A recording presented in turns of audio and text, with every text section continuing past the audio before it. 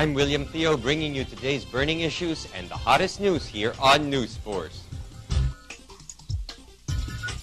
Here are the headlines on News Force. Palace backs De Lima amid criticisms on Quezon Probe. Several organizations urge House to pass Freedom of Information Bill. COMELEC assures Filipinos to be guided by U.S. full body training. Damaged U.S. warship sinks into Sulu Sea. Department of Foreign Affairs cited 34 Filipino workers rescued from Algeria. Philippine banking resources up by 8%. And Sharon Osborne explains reason for house fire. Fair and balanced news, comprehensive reports that take you to the heart of the action.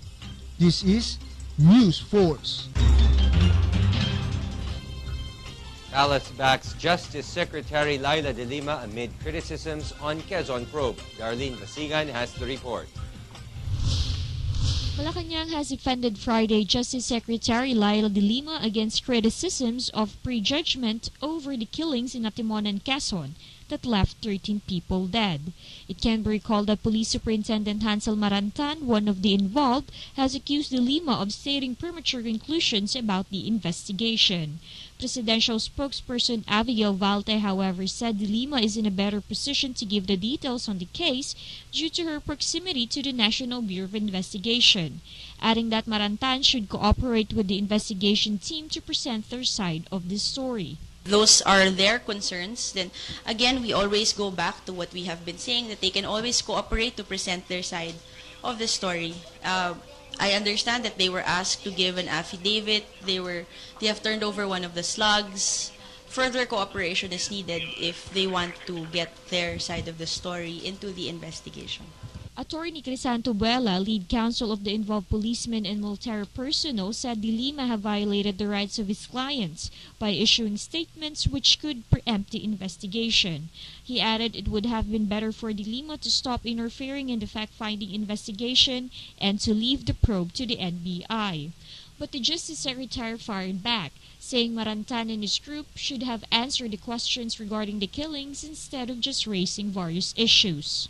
Valte, meantime, also noted conclusions are not yet made about the incident, adding that De Lima is not preempting the NBI probe. I don't think that the Secretary is preempting the investigation. The media also that are there would also want details owing to their coverage.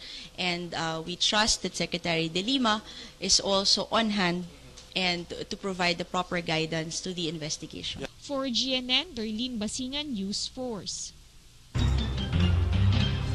The FOI Youth Initiative, or FYI, composed of 68 youth organizations nationwide, has urged Friday the members of the House of Representatives to pass the Freedom of Information, or FOI, bill to give way to the campaign period for the 2013 midterm polls.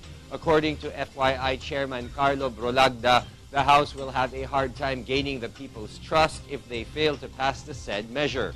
The group noted they will closely watch the proceedings in the House until its last session on February 8th. 4 lawmakers from the House of Representatives has urged their colleagues in the lower chamber of Congress to vote for the passage of the Freedom of Information, or FOI, bill.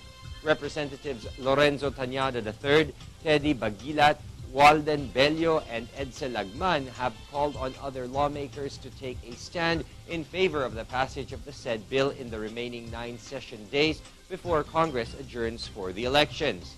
The Solons also advised their colleagues not to be afraid of the possible abuse of media and other citizens once the bill is passed. As advocates of the Freedom of Information Bill in the House of Representatives, we commit to giving the FOI bill a determined push when session resumes on Monday, January 21. We therefore appeal to our colleagues in the House to take a stand in favor of the passage of a measure that is primordial in institutionalizing good governance and citizen participation in nation building. Senator Panfilo Lacson, chair of the Senate committee, wants graft charges filed against senators to have misused Senate funds, including the millions of pesos in maintenance and other operating expenses, or MOOE. Lacson proposed a full audit by the Commission on Audit, or COA, on how the Senate and senators used their regular and even additional MOOEs to find possible abuse done by the senators. The said proposal of the senator came after all the accusations hurled by Senator Miriam Defensor Santiago against Senate President Juan Ponce Enrile over the 1.6 million pesos cash gift. President Benigno Aquino III is eyeing for qualified officials to fill up vacancies in his administration before the start of the campaign period. Aquino noted that there are 3 crucial sub-cabinet positions that are vacant: the National Disaster Risk Reduction Management Council, National Food Authority, and Philippine Health Insurance Corporation. The top posts of the said agencies were left vacant after the resignation of Benito Ramos, Lito Banayo, and Eduardo Banzon, respectively.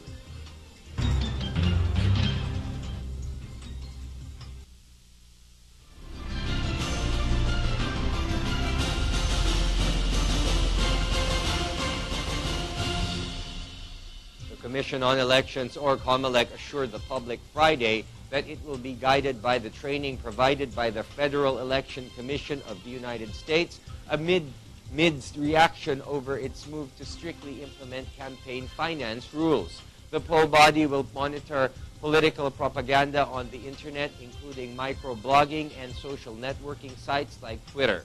COMELEC had also limited the national candidates' airtime to a total of 120 minutes for radio campaign advertisements and 180 minutes for television for senatorial candidates. Local candidates, meantime, were granted 60 minutes for radio and 90 minutes for television ads.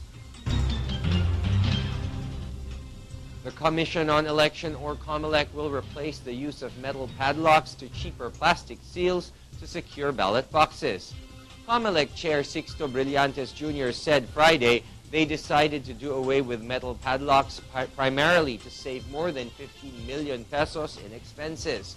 Moreover, Brillantes noted that he has observed that the metal padlocks did not really guarantee safety from cheaters and manipulators, apart from being more expensive. Damaged U.S. warship sinks into Sulu Sea. Department of Foreign Affairs cited 34 Filipino workers rescued from Algeria. These and more stories when News Force returns.